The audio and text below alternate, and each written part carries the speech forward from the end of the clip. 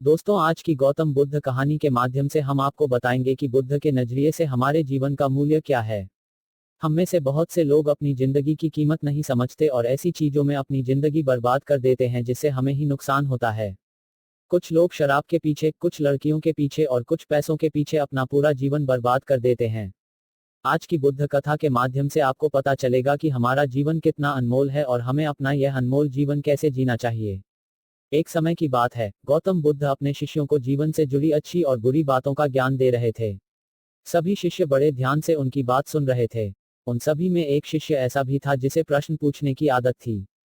वह उठकर गौतम बुद्ध के पास गया और उनसे बोला, आप हमें जीवन के बारे में जो कुछ भी सिखा रहे हैं उसका क्या फायदा, क्योंकि हम में से कई बच्चे तो यह भी नहीं जानते कि हमारे जीवन का मूल्य क्या है और यह जीवन कितना कीमती है हमारे लिए है। पहले कृपया हमें बताएं कि इस जीवन का मूल्य क्या है। बुद्ध ने अपने शिष्य की बात सुनकर अपने कमरे में जाकर पत्थर का एक चमकता हुआ टुकड़ा ले आया। मैं तुम्हें इस जीवन का मूल्य तब बताऊंगा जब तुम्हें इस पत्थर का सही मूल्य पता चलेगा, उन्होंने कहा और टुकड़ा अपने शिष्य को दे दिया। आप भी इस पत्थर के टुकड़े को किसी को नहीं बेचें। शिष्य गौतम बुद्ध की बात मानकर बाजार की ओर चले गए। उसने पहले बाजार में एक फल विक्रेता को देखा और उसे एक पत्थर दिखाकर पूछा, इस पत्थर के बदले तुम मुझे कितने फल दे सकते हो।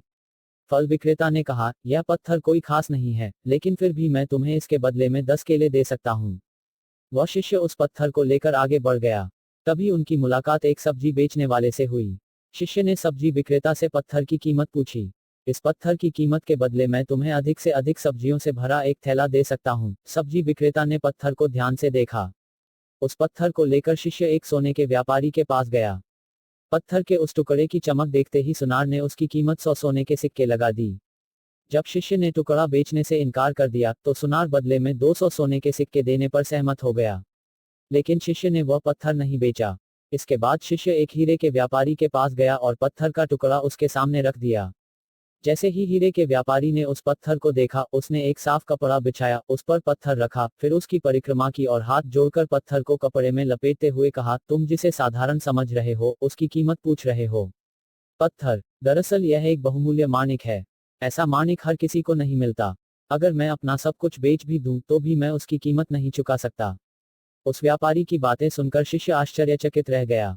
वह भागता हुआ सीधा बुद्ध के पास आया और बाजार में जो कुछ भी हुआ उसे बताया। उसकी आश्चर्यचकित बातें सुनकर गौतम बुद्ध बोले, तुम्हारे प्रश्न का उत्तर इस माणिक के मूल्य में ही छिपा है। हमारा जीवन भी एक माणिक है, माणिक की तरह यह भी अनमोल है, लेकिन हम इस बात को हमेशा नजरअंदाज कर देते हैं और अपने जीवन की कीमत नहीं समझते हैं। हम दूसरों को देखकर और उनके जैसा जीने की कोशिश करके अपने जीवन का मूल्य कम कर देते हैं। हम सोचते हैं कि हमारे